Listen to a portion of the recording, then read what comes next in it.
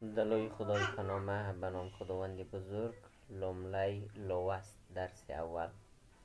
الله جل جلاله مخ هدف دی دغه لوست مخ د الله جل جلاله په یووالي ایمان درلودل دی.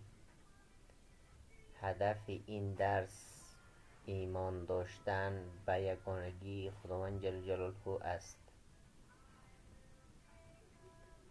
پختن از سوالات موگ او تاسی ما و شما دیچا بندگانی و بندگانی کی هستیم.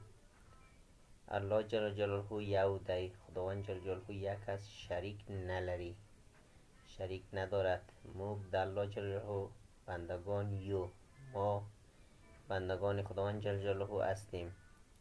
موگ مسلمانان یو، ما مسلمانان هستیم.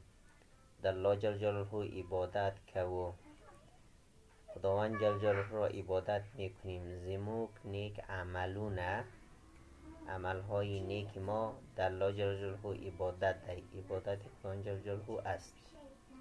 مرکه گفتگو توریالی زلمه موک چا پیدا کلیو، ما را کی پیدا کرده است.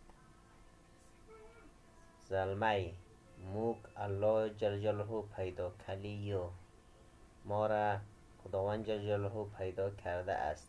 توریالی زلمه موک در چا عبادت کو، ما عبادت کی را میکنیم.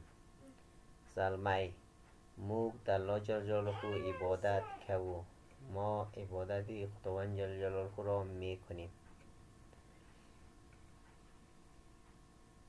لغت معنا مخلوق، آفریده شده، عبادت، ستایش، پرستش، بندگی. کورنی دنده کار خانگی. ازدکون که دی پکورونو که شاگردان باید در خانه و در خانه هایش متن خول ولی متن را خوب بخواند او بیاده و بعدش په کتابچو کې ولیکي، در کتابچه ها بنویسد.